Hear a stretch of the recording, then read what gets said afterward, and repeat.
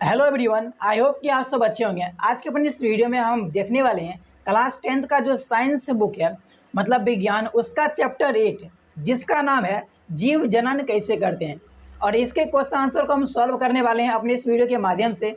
तो चलिए शुरू करते हैं बिना टाइम गवाए हुए। देखिए, हमारा सबसे पहला क्वेश्चन है, डीएनए प्रतिकृति का प्रजनन में क्या महत्व है। तो इसका मतलब ये है कि जो प्रजनन होता है, प्रजनन में जो भी जनक होता है, यानी कि जिसका भी डीएनए उसी के जैसा सेम डीएनए का आवश्यकता क्यों पड़ता है। तो देखिए, इसके बहुत सारे मूल रीजन है जिसकी वजह से डीएनए का मतलब फोटोकॉपी इसको हम कह सकते हैं। प्रतिकृति का मतलब हुआ कॉपी, यानी एक डीएनए जैसा है सेम इसी के जैसा दूसरा डीएनए हो गया इसका फोटोकॉपी। ठीक है, तो देखिए इसका जरूरत क्यों पड़ता है। देखिए, डीएनए सभी जीवों के कोशिकाओं में मौजूद आनुवांशिक गुणों का संदेश होता है जो जनक से संतति पीढ़ी में जाता है। अतः जनक की मूल घटना डीएनए की प्रतिकृति का बनना है। जनक के वंशानुक्रम को आगे बढ़ाने के लिए डीएनए की प्रतिकृति आवश्यक है। इसका मतलब ये हुआ कि अगर प्रजनन के माध्यम से नया जीव तैयार करना है तो इसके लिए डीएनए का फोटोकॉपी होना बहुत ही ज़्यादा जरूरी है। फोटोकॉपी मतलब उसका प्रतिकृति तैयार होना बहुत ज़्यादा जरूरी होता है। अब यहाँ पे एक और पॉइंट आता है कि इसमें कहता है कि उसके सारे जानकारी उसके अंदर डीएनए के अंदर स्टोर होता है। ये क्यों होता है, तो देखिए ये चीज़ आपको आगे पॉइंट बाय पॉइंट पता चल जाएगा। तो यहाँ पर देखिए, पहला पॉइंट है, जनन के दौरान डीएनए प्रतिकृति का बनना जीव की शारीरिक संरचना, यानी कि वो उसका बनावट कैसा है, संरचना कैसा है, ठीक है, लंबा मोटा तगड़ा ये सब, एवं डिजाइन के लिए अत्यंत महत्वपूर्ण है जो उसे विशिष्ट निकेत के योग्य बनाती है। इससे मतलब ऐसा आपने देखा होगा कि किसी का अगर बाप हो और उसका जो बेटा होता है लगभग बाप के जैसा बेटा मिलता जुलता होता है, फिर उसकी माँ के जैसा मिलता होता है, नहीं तो दादा दादी किसी न किसी के जैसा मिलता जुलता रहता है। तो इसी से पता चलता है कि वो ऐसा दिख क्यों रहा है, क्योंकि भाई डीएनए में ना सारा इन्फॉर्मेशन स्टोर है और उसी इन्फॉर्मेशन की मदद से उसका शरीर का बनावट हुआ है, जिससे लगता है कि हाँ इसका फेस इससे मिल रहा है। ठीक है, ऐसा होता है। फिर देखिए नेक्स्ट पॉइंट है, डीएनए प्रतिकृति संतति जीव में जैव विकास के लिए उत्तरदायी होती है। जैव विकास मतलब कि एक डीएनए से जो संतति बना है, यानी जो नया जीव बना है या नया संतान बना है, उसका सही तरीके से समुचित विकास हो सके, इसके लिए डीएनए का फोटोकॉपी बनना बहुत ही ज़्यादा जरूरी है, तभी उसका समुचित विकास हो पाएगा। देखिए हमारा नेक्स्ट पॉइंट है, डीएनए प्रतिकृति में मौलिक डीएनए से कुछ परिवर्तन होता है, मूलतः यह समरूप नहीं होता है। अतः जनन के बाद इन पीढ़ियों में विपरीत विषम परिस्थितियां सहन करने की क्षमता होती है। तो पहले ऊपर के पॉइंट में देखिए, यहाँ पर कहता है डीएनए प्रतिकृति मौलिक से कुछ डीएनए परिवर्तन होता है, मतलब ये कि 100% वो एक जैसे नहीं दिखते हैं। जैसे अगर एक डीएनए यहाँ पर है और दूसरा डीएनए ये है, ठीक है, ये इसी का कॉपी है, लेकिन ये दोनों दिखेंगे एक समान, लेकिन 100% नहीं, थोड़ा थोड़ा बदलाव होगा। और ये थोड़ा थोड़ा बदलाव जरूरी होता है क्योंकि जैसे जैसे जैसे पुराने डीएनए जिस परिस्थिति में या जिस पर्यावरण में रह रहे हैं, ठीक है, डीएनए वाले लोग, उनका पर्यावरण और जो नया डीएनए तैयार होकर जो नया संतति नया पीढ़ी आने वाला है, तब तक में पर्यावरण में परिवर्तन हो जाएगा। अब जब परिवर्तन होगा तो इसमें थोड़ा बदलाव होना चाहिए जिससे कि नया परिवर्तन या नया वातावरण को वो सह सके। ठीक है, तो इसीलिए ये होता है। इसको आप इस तरह समझ सकते हो कि जो आदमी, ठीक है, जिस जगह पे रहता है उसका धीरे धीरे वहाँ पर रहने का आदत बन जाता है। तो आदत कैसे बनता है, तो आदत इसी हिसाब से बनता है, वो धीरे धीरे उस वातावरण को अपने अंदर ढाल लेता है। ठीक है, और जब वो पूरी तरह से ढाल लेता है तो फिर उसको वहाँ पर रहने का आदत पड़ गया। अब वहीं पे 10 साल 50 साल 2 साल मतलब 200 साल अगर रहता है वहाँ पर कंटिन्यू, मतलब वो रहा, उसके उसके बेटे रहेंगे, फिर उसके बेटे रहेंगे, तो इस तरह से धीरे धीरे वहाँ का जो वातावरण है वो उसका पूरे डीएनए के अंदर चेंज हो जाएगा। और फिर जब नया पीढ़ी आएगा ना, उसको कोई दिक्कत नहीं होगा उस वातावरण को एडजस्ट करने में। ठीक है, तो इसलिए यहाँ पर थोड़ा थोड़ा परिवर्तन जरूरी होता है। चलिए नेक्स्ट पॉइंट देखते हैं। अब देखिए यहाँ पर ये पॉइंट है, डीएनए की प्रतिकृति में यह परिवर्तन परिवर्तनशील परिस्थितियों में जीवित रहने की क्षमता प्रदान करती है। वही चीज़ है कि भाई पहले का वातावरण कुछ और था, अब का वातावरण कुछ और है, तो डीएनए भी परिवर्तन जरूरी है ताकि नया वातावरण को वो सह सके, उसमें वो जिंदा रह सके। ठीक है, या फिर कभी कभी ऐसा होता है कि आने वाला पीढ़ी के लिए अगर उसमें परिवर्तन ना हो तो वो फिर उसमें जीवित नहीं रह पाएंगे। जैसे अगर एक इंसान को जल में रहने के लिए मतलब कंटिन्यू अगर जल में रहना पड़ता है तो उसका शरीर का बनावट धीरे धीरे करके चेंज होते होते वो जल में रहने के लायक के जैसा धीरे धीरे बनने लगता है। अगर देखिए आम लोग अगर जल में रहने के लिए जाएगा ना, तो वो ज़्यादातर सर्वाइव नहीं कर पाएगा, चाहे उसको किसी मशीन के अंदर ही डालकर क्यों ना भरा जाए। लेकिन वहीं पे जो कंटिन्यू रह रहा है, धीरे धीरे धीरे करके रह रहा है, तो उसका आदत बन जाता है, तो फिर उसको उतना प्रॉब्लम नहीं होता है। इसको सबसे बेस्ट वो जान सकते हैं जो कि जल सेना होता है उसको, क्योंकि जल सेना जो होता है ना, उसको जल में रहने का इतना हैबिट हो जाता है, इतना हैबिट हो जाता है कि वो एक हमने इंटरव्यू में सुना था, उन्होंने कहा कि जल के अंदर मुझे रहने में पहले पहले दिक्कत था, लेकिन अब दिक्कत नहीं होता है। क्यों? क्योंकि भाई उनका हैबिट हो गया। तो ये शॉर्ट टर्म में हुआ ऐसा क्योंकि उसका हैबिट हो गया। वही जब लॉन्ग टर्म में होगा ना, लॉन्ग टर्म में जैसे कि आप 200-300 साल तक अगर की बात करते हैं, तो धीरे धीरे करके उसके अंदर ऐसा हो जाएगा कि उसमें तब उसको एडजस्ट करने के लिए कोई जरूरत नहीं पड़ेगा, ऐसा गुण उसके अंदर ऑलरेडी विकसित रहेगा। ठीक है, अब देखिए हमारा यहाँ पर 2 नंबर क्वेश्चन है, जीवों में विभिन्नता स्पीसीज के लिए तो लाभदायक है परंतु वेस्टी के लिए आवश्यक नहीं, क्यों? इसका मतलब क्या है? इसका मतलब ये है कि यहाँ पर कहता है स्पीसीज, स्पीसीज का मतलब है प्रजाति, यानी कि प्रजाति में थोड़ा थोड़ा बदलाव होना चाहिए, लेकिन उस प्रजाति के अंदर जो जीव आते हैं उसके लिए बदलाव नहीं होगा तो भी कोई दिक्कत नहीं है। ऐसा क्यों होता है? तो चलिए इसको समझने की कोशिश करते हैं आंसर के माध्यम से। तो देखिए, जीवों में विभिन्नता उनकी स्पीसीज यानी कि प्रजाति की समष्टि को स्थायित्व प्रदान करता है। कोई भी एक समष्टि अपने निकेत के प्रति अनुकूलित होते हैं, निकेत मतलब वह वातावरण, ठीक है। परंतु विषम परिस्थितियों में जब कोई निकेत, निकेत मतलब कोई वातावरण, ठीक है, उनके अनुकूल नहीं रह जाता है, तब यही विभिन्नताएं उनकी समष्टि को समूल विनाश से बचाते हैं। उनके समष्टि में कुछ ऐसे भी जीव होते हैं जो उन विषम परिवर्तन का प्रतिरोध कर पाते हैं और वे जीवित बच जाते हैं, परंतु उनके समष्टि से कुछ व्यष्टि मर जाते हैं। अतः विभिन्नताएं समष्टि की उत्तरजीविता बनाए रखने के लिए लाभदायक है। यही कारण है कि जीवों में विभिन्नता स्पीसीज के लिए तो लाभदायक है परंतु व्यष्टि के लिए आवश्यक हो ये जरूरी नहीं। अब चलिए इस आंसर का मतलब समझते हैं। इसका मतलब ये हुआ कि कोई प्रजाति का जीव है, एग्जाम्पल के लिए लेते हैं, जो जलीय जीव है एक मछली, ठीक है। मछली प्रजाति में बहुत सारे जीव आते हैं, छोटे से छोटे लेकर बड़े से बड़े मछली। जैसे अगर छोटे मछली में बात करते हैं तो इचना, गैंची, पोठिया, ठीक है, झींगा, ये सब क्या हुआ? ये सब हो गया भाई छोटा सा छोटा मछली हो गया जो जलीय जीव है। अब इसी में बड़ा जीव, बड़ा मछली क्या हुआ? जैसे शार्क हो गया, वेल हो गया, ठीक है। ये सब क्या है? ये सब है समुद्री मछली और बड़ा मछली है। अब लेकिन है ये मछली प्रजाति का ही है। अब क्या होता है कि कोई स्थिति मतलब परिस्थिति बदलता है, परिस्थिति बदलता है। जैसे कि अगर मान लीजिए नदी का मछली को अगर हम समुद्र में दे दें तो लगभग शायद बहुत कम मछली सर्वाइव करेगा। ऐसा क्यों? क्योंकि समुद्र का पानी खारा है और नदी का पानी मीठा है। अब अचानक वो इसमें से यानी कि नदी में से समुद्र में मछली गया है तो भाई उसको वहाँ पर एडजस्ट करने में प्रॉब्लम होगा। जो मछली एडजस्ट कर पाएगा वो तो जिंदा हो जाएगा, जिंदा बचेगा। बाकी जो उसमें खारा पानी में अपने आप को एडजस्ट नहीं कर पाएगा वो मछली मर जाएगा।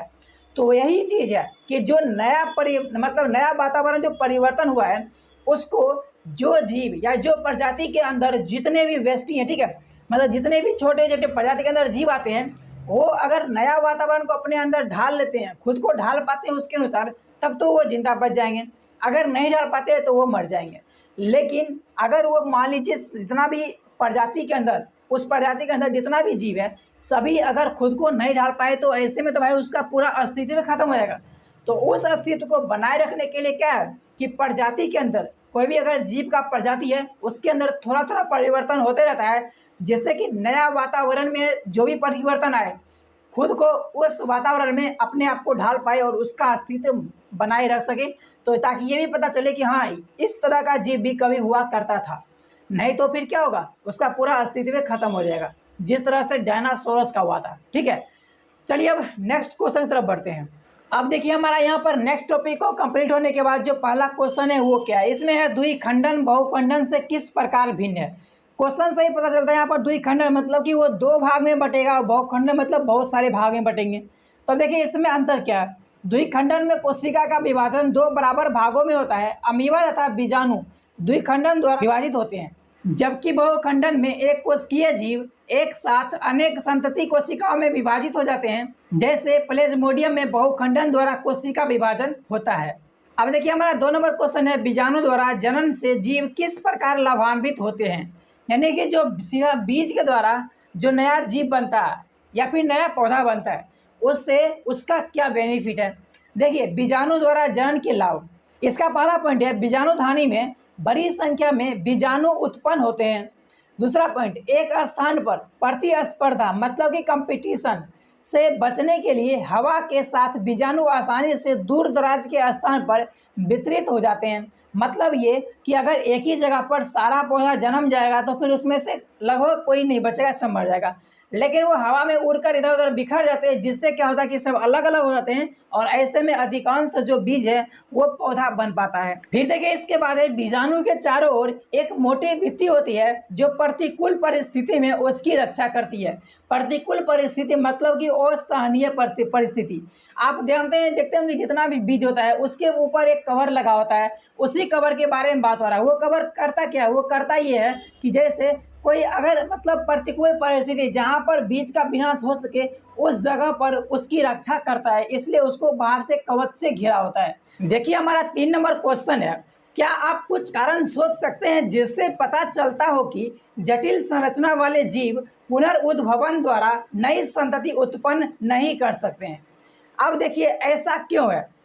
इस क्वेश्चन का मतलब ये है कि अगर बहुकोषीय जीव का कोई भी पार्ट अगर कट जाता है तो उससे नया जीव क्यों नहीं बन पाता है।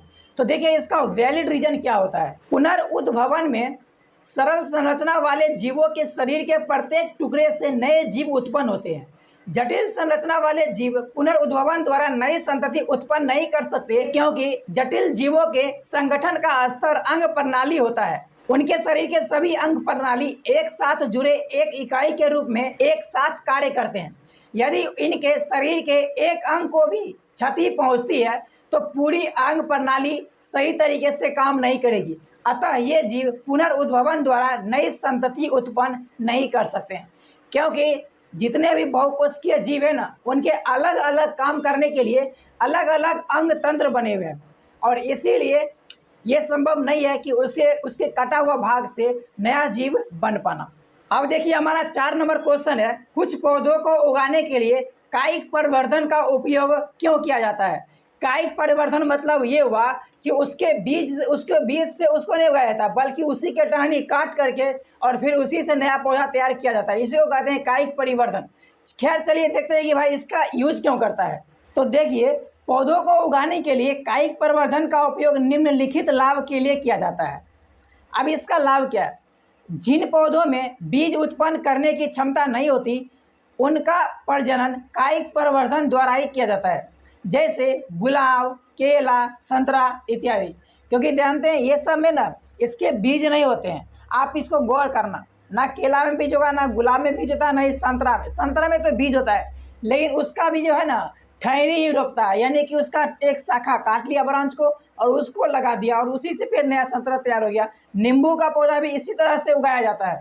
इस विधि द्वारा उगाए गए पौधे में बीज द्वारा उगाए गए पौधों की अपेक्षा कम समय में फल और फूल लगने लगते हैं, क्योंकि बीज वाले में पहले पौधा बढ़ेगा, बढ़ने के बाद वो बीज या फिर फल देने के लायक बनेगा, उसके बाद उसमें फल और बीज लगेंगे। लेकिन जो हमने टहनी काट कर यानी ब्रांच काट कर जो लगाया है वो ऑलरेडी वो इतना परिपक्व है कि वो बीज और फल लगा सकता है और इसलिए उसमें पहले और बहुत जल्दी से फल बीज आना शुरू हो जाता है। ठीक है, मतलब फल और फूल आना शुरू हो जाता है और इसमें मुनाफा भी ज़्यादा होता है। अब देखिए, इसके बाद नेक्स्ट पॉइंट है, इस विधि द्वारा उगाए गए पौधों में फल एवं फूल जनक पौधों के समान ही होते हैं। यानी कि जिस पौधे में से हम उसका टहनी काट कर लगाएंगे ना, उसमें जैसा फल होगा उसी तरीके से जो हमने नया पौधा लगाया है इसमें भी फल होने वाला है। ठीक है, तो ये भाई हमें पहले से पता होता है कि हम किस ब्रांच से या फिर किस पौधे से ब्रांच काट कर लगाएं जो हमें अच्छा फल मिल सकता है। अब देखिए, हमारा 5 नंबर क्वेश्चन है, डीएनए की प्रतिकृति बनना जनन के लिए क्यों आवश्यक है। यानी कि अगर डीएनए का फोटोकॉपी प्रतिकृति मतलब ये हुआ कि ये जो डीएनए अपने समान दूसरा डीएनए तैयार करता है, यानी बिल्कुल फोटोकॉपी की तरह। तो अगर वो नहीं हो तो फिर जनन में क्या प्रॉब्लम हो सकता है। तो चलिए देखते हैं इसके आंसर को। डीएनए की प्रतिकृति का बनना जनक की मूल घटना है जो संतति जीव में जैव विकास के लिए उत्तरदायी है।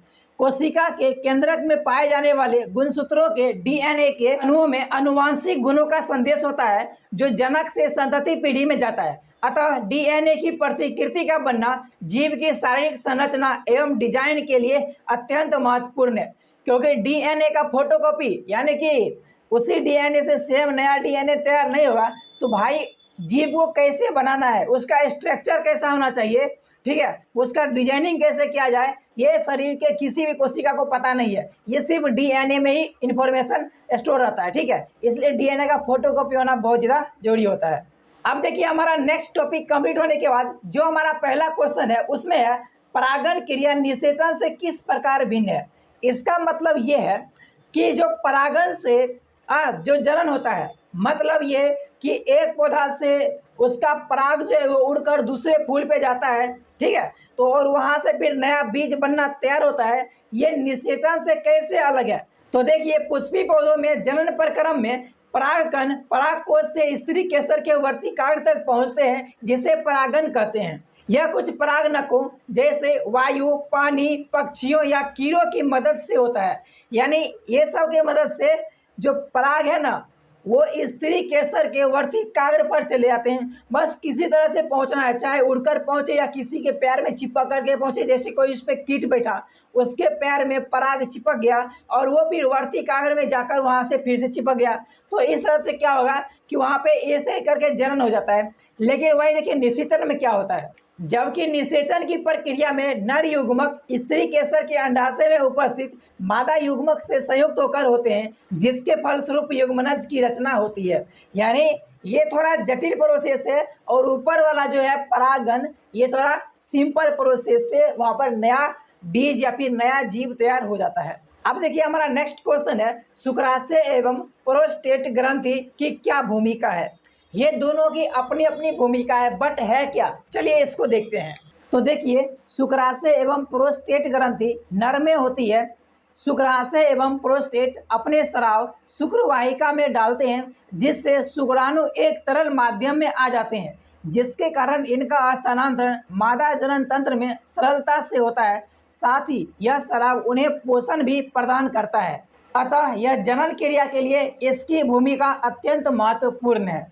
मतलब ये कि अगर शुक्राशय एवं प्रोस्टेट ग्रंथि ना हो तो फिर जनन करना बहुत ही ज़्यादा मुश्किल हो जाएगा, लेकिन इसके वजह से ये काफ़ी ज़्यादा मदद करता है। अब देखिए हमारा यहाँ पर 3 नंबर क्वेश्चन है यौवना आरंभ के समय लड़कियों में कौन से परिवर्तन दिखाई देते हैं। यानी कि जब एक गर्ल्स युवा हो जाती है, ठीक है, युवती हो जाती है, तो फिर उसमें क्या सब परिवर्तन होते हैं। तो देखिए यौवना आरंभ के समय लड़कियों में निम्नलिखित परिवर्तन दिखाई देते हैं। अब देखिए इसमें पहला पॉइंट क्या है, स्तन के आकार में वृद्धि होने लगती है तथा स्तनाग्र की त्वचा का रंग भी गहरा भूरा होने लगता है। कांक एवं जांघों के बीच जमनांगी क्षेत्र में बाल गुच्छ निकल आते हैं तथा उनका रंग भी गहरा हो जाता है। फिर इसके बाद है पैर, हाथ और चेहरे पर महीन रोम आ जाता है, रोजा धर्म होने लगता है, त्वचा अक्सर तेलीय हो जाती है तथा कभी कभी कुहासे निकल आते हैं। अंडाशय में अंड परिपक्व होने लगते हैं, ध्वनि सुरीली हो जाती है, विपरीत लिंग की ओर आकर्षण होने लगता है। तो ये सब परिवर्तन देखने को हमें मिलता है। अब देखिए हमारा 4 नंबर क्वेश्चन है माँ के शरीर में गर्भस्थ भ्रूण को पोषण किस प्रकार प्राप्त होता है। यानी कि जो पेट में पल रहा बच्चे होते हैं वो आखिर उनको पोषण कहाँ से मिल रहा है, क्योंकि वो तो खाना खा नहीं रहा है। फिर इसके लिए कोई सिस्टम तो बना हुआ, तो वही देखते हैं भाई कौन सा सिस्टम बना हुआ है। तो देखिए माँ के शरीर में गर्भस्थ भ्रूण को माँ के रुधिर यानी कि रक्त से ही पोषण मिलता है। इसके लिए एक विशेष संरचना होती है जिसे प्लेसेंटा कहते हैं। यह एक तस्तरीनुमा संरचना है जो गर्भाशय की भित्ति में धसी होती है। इसमें भ्रूण की ओर के उत्तक में प्रवर्ध होते हैं। माँ के उत्तकों में रक्त स्थान होते हैं जो प्रवर्ध को आच्छादित संघनित करते हैं। यही माँ से भ्रूण को ग्लूकोज, ऑक्सीजन एवं अन्य पदार्थों की आपूर्ति करते हैं।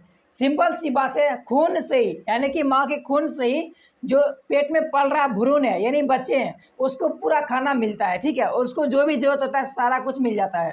अब देखिए हमारा 5 नंबर क्वेश्चन है यदि कोई महिला कॉपर टी का प्रयोग कर रही है तो क्या वह उनकी यौन संचारित रोग से रक्षा करेगा। नहीं, क्योंकि कॉपर टी शरीर के स्राव में कोई रुकावट नहीं डालता है। अतः कॉपर टी यौन संचारित रोगों से महिला की रक्षा नहीं करेगा। कॉपर टी केवल गर्भधारण को रोकता है। यानी कि अगर कोई यौन संचारित रोग होगा तो उसे यह नहीं रोकेगा। तो इस तरह से क्लास 10th का जो चैप्टर 8 था, सॉरी हाँ, तो इस तरह से ये जो चैप्टर है इसका इंटरनल क्वेश्चन आंसर पूरा कंप्लीट हो चुका है। आई होप कि इसमें जितने भी क्वेश्चन आंसर को हमने सॉल्व किया है सभी आपको अच्छे समझ में आए होंगे। किसी में भी अगर थोड़ा भी डाउट बचता है तो आप कमेंट बॉक्स का यूज करके आप कमेंट करके हमें जरूर बताइएगा कि आपको कौन से क्वेश्चन में क्या डाउट हो रहा है। अगर उसका आंसर को कमेंट बॉक्स के माध्यम से दे पाते हैं रिप्लाई देकर तो दे देंगे, नहीं अगर जरूरत पड़ता है वीडियो बनाने का तो वो भी आपके लिए निश्चित रूप से कर देंगे। तो चलिए मिलते हैं नेक्स्ट वीडियो में, तब तक के लिए bye bye and love you all.